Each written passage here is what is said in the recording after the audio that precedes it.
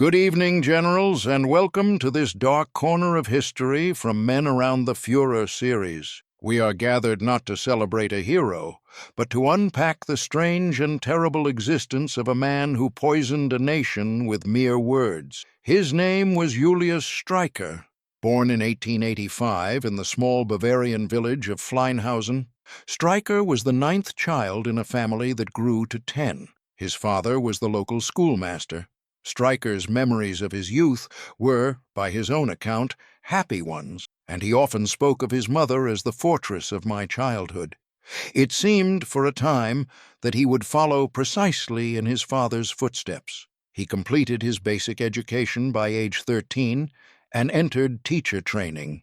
Like 4 of his surviving siblings, he entered the teaching profession. By January 1904, Streicher was serving as a substitute teacher.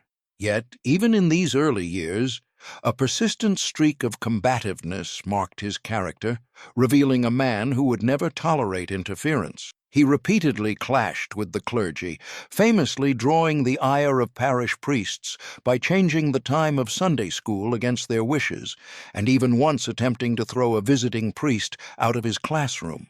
Such defiance, ironically, earned him a new position in 1908 within the Nuremberg school system, led by an administrator who was not sympathetic to religious oversight in public instruction. It was in this Franconian city, Nuremberg, that Streicher would eventually rise to become an uncrowned ruler. In 1907, he took a year's leave for military service.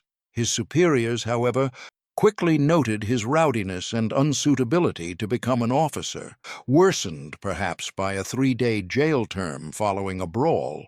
But when the Great War erupted, Streicher immediately re-enlisted. He proved himself a superb combat soldier, distinguishing himself on battlefields in France, Romania, and Italy, and earning high honors, including the Iron Cross, First Class. When the war ended, the trauma of Germany's defeat and the ensuing turmoil of the interwar years drove the decorated soldier toward radical political activity. Streicher quickly absorbed the notion that Germany's suffering, and indeed the world's difficulties, could be laid squarely at the feet of one group. By the end of 1919, Streicher had become a radical anti-Semite, deeply influenced by the ideas found in texts like Theodor Fritzsche's Handbook of the Jewish Question. Anti-Semitism provided meaning and purpose to Streicher's whole existence, filling the void left by a disintegrating and defeated nation. He began his political career by attending left-wing meetings, speaking vigorously during discussion periods, sometimes becoming so popular that he was deliberately refused the floor. By 1919, he had joined the Society for Defense and Protective Action, a right-wing organization agitating against the socialist Bavarian Republic. Soon after, he helped found the Nuremberg wing of the German Socialist Party, known as the GSP. Streicher quickly understood the power of popular communication. In June 1920, he published the first issue of his newspaper, The German Socialist. His style was immediately apparent: simple, direct, emotional prose aimed primarily at the common worker. He sought to capture the masses through mastery of performance and rhetoric. He told his audience plainly who was to blame for their ills: the Jews. This confrontational style quickly alienated the relatively moderate leaders of his party. Streicher, however, was impervious to criticism, famously replying that the newspaper was his, and he would print what he thought necessary. He realized that he was not destined to be the leader himself. And so, in October 1922, Streicher shifted his allegiance, merging his budding fascist organization into Adolf Hitler's growing movement. Streicher recognized Hitler as the strong hand Germany longed for, subordinating himself to a leader who could provide direction. This loyalty remained solid for the rest of his life. Hitler, for his part, was deeply loyal to his earliest followers. Streicher's readiness to surrender his movement was hailed by Hitler in Mein Kampf as a decision that was personally as hard as it was thoroughly decent. In 1923, Streicher established his virulently anti-Semitic newspaper, Der Stürmer, which translates to the attacker. This weekly tabloid format newspaper would eventually lead him to the defendant's dock 2 decades later. It was his private publication, not an official party organ, which is why its logo did not carry the Nazi party swastika. Streicher was centrally involved in Hitler's attempted revolution, the Beer Hall Putsch of November 8–9, 1923, even being appointed acting head of the Nazi Party and director of propaganda. When the revolt collapsed and Hitler was jailed, Streicher was suspended from his teaching post. He later received a pension, the court concluding he had been a good teacher before the putsch. From 1925 to 1940, he served as the district leader, Gauleiter, of Franconia. Streicher's willingness to subordinate himself and his fierce loyalty granted him the political security he had previously lacked. His newspaper, The Attacker, became infamous. Unlike the official Nazi Party paper, which maintained an outwardly serious appearance, The Attacker often ran obscene material, graphic caricatures, and sensationalist stories. Its enduring official slogan was, "Jews are our misfortune," a phrase frequently visible on the paper and its associated materials. Streicher proudly proclaimed, "Streicher and the Attacker, they are one and the same," as he maintained direct editorial control, even penning many articles himself. What filled the pages of this crude weekly? Streicher relied on shocking content, virulently anti-Semitic and racist rants, lurid pornographic imagery, and the revival of ancient accusations. Jewish men were routinely accused of racial defilement, Rassenschande, seducing German women and young girls, managing prostitution rings, and committing bizarre sex crimes. Streicher's argument was structured around the belief that one single sexual encounter between a Jewish man and a woman of German descent was enough to poison the woman's blood forever, making all her subsequent children bastards with a dual soul and the body of a mixed breed. Streicher believed he could detect Jewish blood simply by appearance. The paper also frequently invoked the medieval blood libel, accusing Jews of ritual murder, killing Christian children to use their blood. For Streicher, this charge was buttressed by his absolute certainty. If it were not true, it could not have been printed. The frequency of these horrifying stories, supplied by angry readers or dedicated National Socialists, convinced many Germans to believe the worst. In his speeches, which were dramatic, entertaining, and highly emotional, Streicher pounded his 2 central arguments relentlessly. The Jews were responsible for the world's ills, and Adolf Hitler and Nazism were Germany's salvation. Streicher maintained an average of more than 1 major speech a week throughout his career, becoming one of the most requested Nazi orators.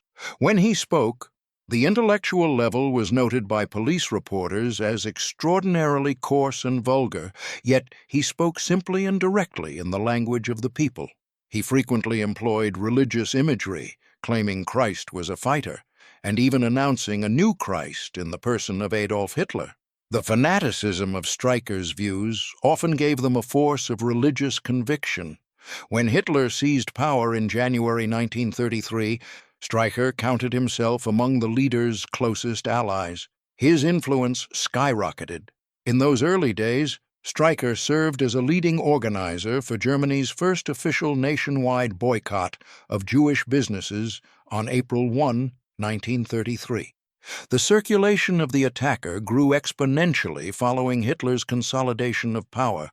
By late 1933, it was selling 25,000 copies per week, jumping to 100,000 by early 1935, and peaking at around 500,000 to 600,000 by the end of that year. Readership was boosted further by thousands of elaborate public display cases erected throughout Germany, showcasing the latest issue. These cases often bore the crude slogans from the paper, such as, "German women and girls, the Jews are your destruction." Streicher's primitive methods were highly valued by Hitler, who thought them effective for swaying the man in the street. Hitler was such an avid reader that he claimed it was the only newspaper he read entirely from cover to cover.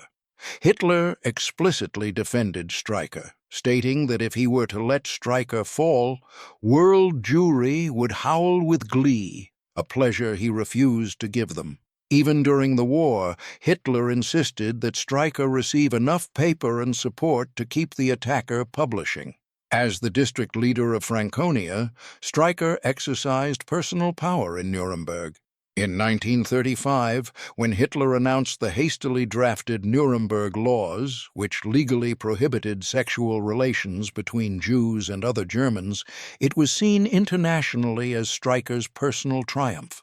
He had long called for such legislation, viewing it as crucial to preserving racial blood. Streicher was also responsible for the demolition of the synagogue in Nuremberg on August 10, 1938, and he publicly supported the massive Jewish pogrom known as Kristallnacht on November 10, 1938.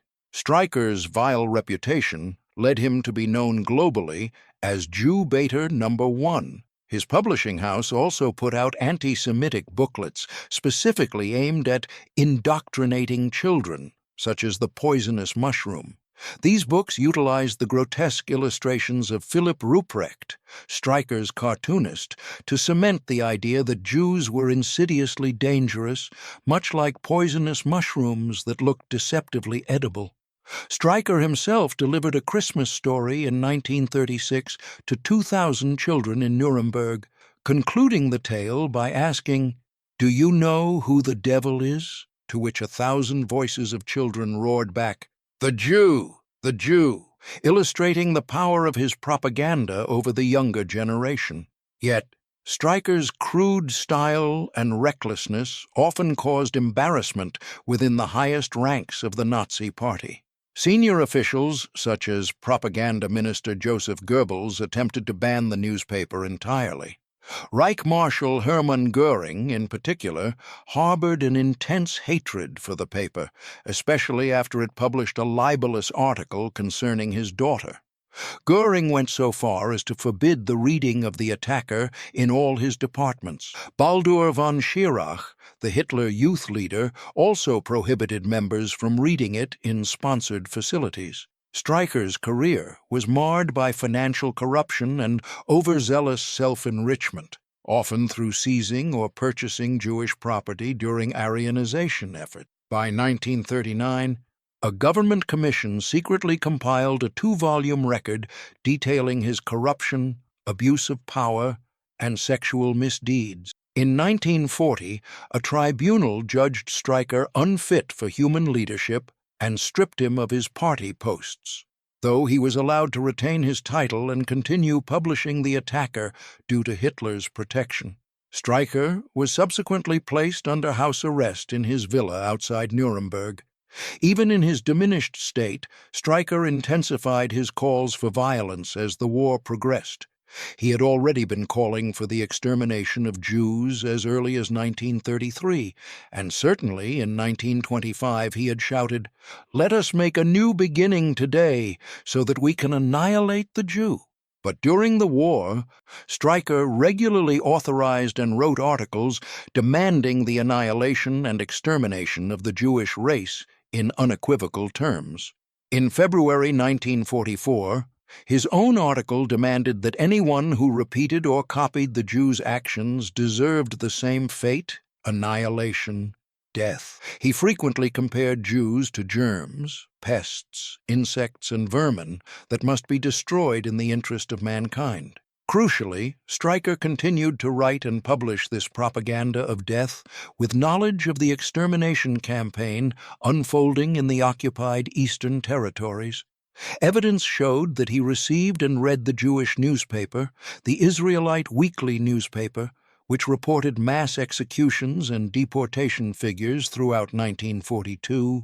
In January 1943, Streicher published an article proclaiming that Hitler's prophecy was being fulfilled and that the extirpation of world Jewry was occurring, celebrating the leader for freeing the world of its Jewish tormentors. As the war neared its end, Streicher fled Franconia for Berchtesgaden. Disguised as a painter, he and his new wife lived in a small Austrian village. Streicher had initially considered suicide, but hearing German soldiers talk of how all Nazi high-ranking officials were killing themselves, he resolved to avoid the coward's way out. On May 23, 1945, Streicher was inadvertently captured. An American officer, Major Plitt, encountered him, and, intending to say that Streicher looked like the notorious propagandist, instead used faulty German that led Streicher to believe he had been positively identified. Startled, Streicher asked the incredulous Major, "How did you recognize me?" Plitt immediately realized he had found one of the most wanted men in what had been Nazi Germany. Adding a layer of historical irony, Major Plitt was Jewish. Streicher was transported to the prison at Mondorf in Luxembourg, the central gathering point for the major war criminals. Here, American psychiatrists and psychologists, including Dr. Douglas Kelly and Dr. Gustav Gilbert, studied him. Streicher was found to have an almost exactly average intelligence quotient of 106, the lowest among the major war criminals tested. He had trouble with basic mental arithmetic. Psychiatrists concluded Streicher was sane and capable of standing trial. Dr. Kelly found him rational, but utterly obsessed by the Jewish question, noting that Streicher's beliefs were founded purely on his own emotions and prejudices rather than on facts.